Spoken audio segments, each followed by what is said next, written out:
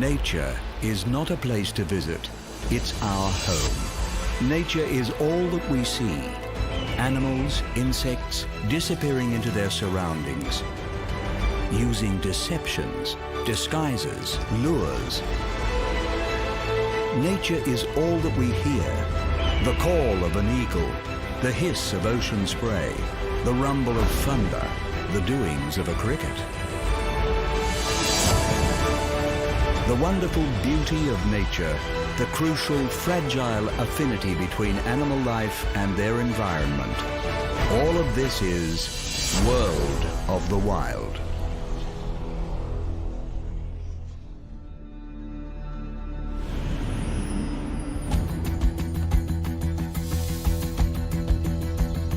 The world's largest and most populated continent, Asia, is also home to some of the world's most extraordinary tropical jungles.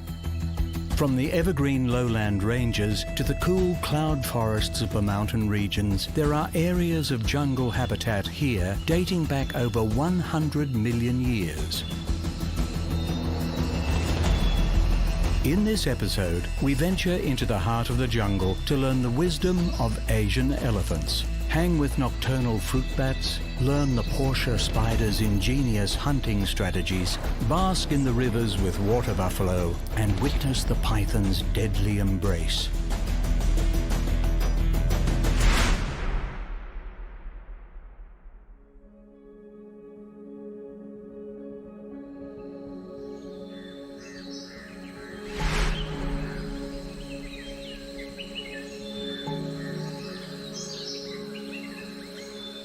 Revered for centuries in Asia, with important roles in religion and culture across the continent, elephants are an iconic inhabitant of the Asian jungle.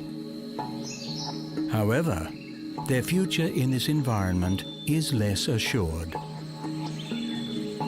Male Asian elephants stand around 3 meters high at the shoulder and can weigh over 5 tons.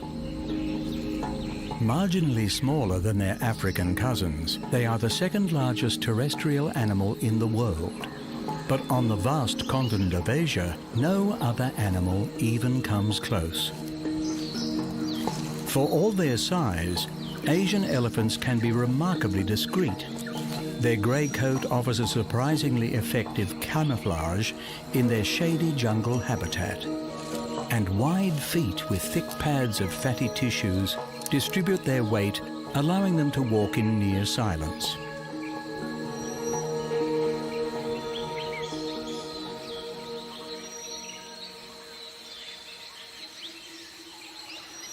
Unlike their African counterparts, most female Asian elephants lack tusks, and so do some males. However, on both continents, poaching for black market ivory as well as meat and leather continues to be a threat.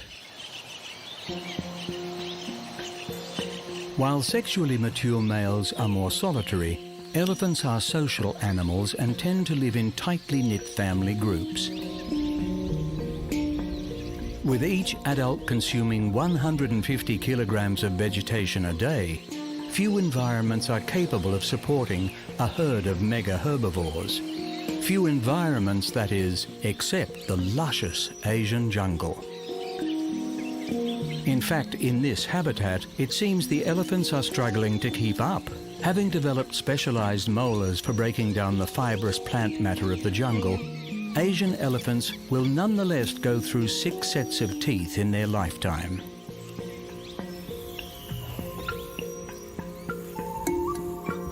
Unfortunately, cultivated crops, such as bananas and rice, are also favored foods for elephants, bringing them into conflict with farmers.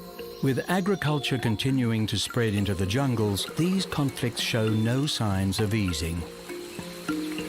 The tropical climate that prevails over much of the Asian jungle means there is no dry season. Downpours can occur here at any time, and every month there is a minimum of 60 millimeters rainfall. For a species that lacks sweat glands, in the warm jungle environment, rain is a vital asset. And so too are the abundant jungle waterways the rain provides. Requiring over 100 litres of water a day, more if bathing, elephants are never found far from a water source. And with the jungle's reliable network of streams, creeks and rivers, they never have to be. With such a huge surface area of skin, water is crucial for elephants to cool themselves. But their frequent visits to the jungle waterways are also valuable in reinforcing social bonds.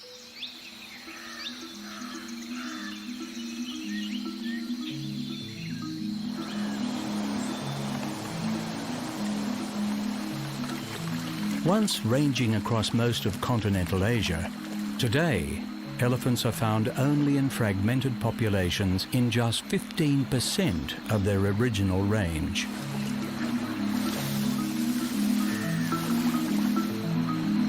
Cut off from their ancient migratory routes by human settlement and infrastructure, habitat loss is the elephant's greatest threat. Nature reserves and replanting programs are helping offset the degradation of the elephant's habitat, but a more unified effort is required to protect the jungles and allow this colossus to once again thrive across the continent.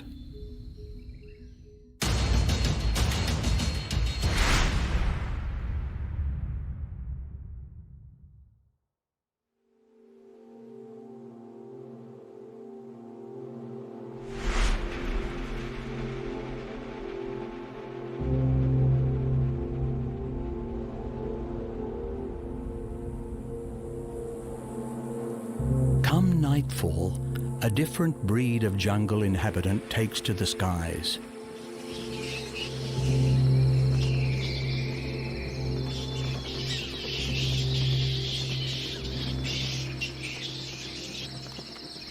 High above the dangers of the jungle floor, fruit bats dedicate their days to an inverted form of rest and relaxation. Hanging by their toes for hours on end, bats have developed specialized tendons that allow them to cling to their roosts without expending energy. Despite having free rein over the jungle skies, fruit bats are highly social animals. Preferring to remain in close proximity to one another, they roost and feed in dense congregations. Commonly known as flying foxes for their fox-like faces, fruit bats are among the largest bat varieties in the world. Some species boasting weights of up to 1.6 kilograms and wingspans over 1.5 meters wide, they are properly known as megabats. With a wide distribution, megabat populations can be found in parts of the Mediterranean, Africa and Australia, with the greatest range of species found in Asia. The only mammals capable of flying, the majority of bats are hunters, feeding on insects and small animals. But the jungles of Asia offer many food sources, and the fruit bat has adapted to feed exclusively on the abundance of fruit varieties that grow here.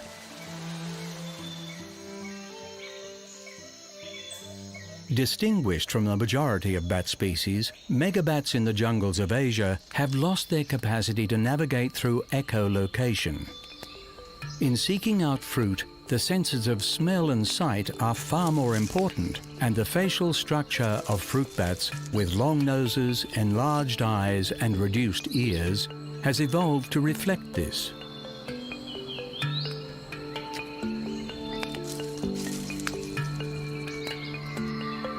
With teeth adapted to bite through hard fruit skins, megabats often won't consume the entire fruit, preferring to suck the energy-rich juices inside. Their primarily liquid diet aids in their rapid digestive system, and consuming over twice their body weight in a single night, fruit bats process their feeds quickly so that they remain light enough to fly.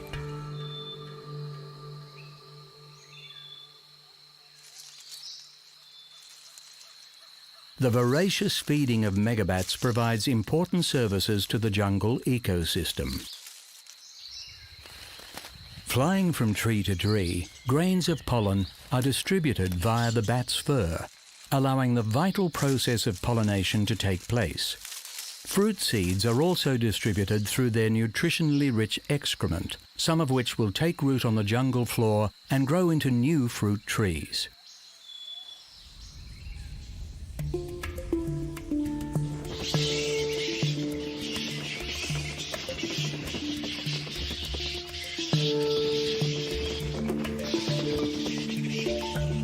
Come dawn, the bats return to their roosts, where they will spend the daylight hours recovering from their busy night.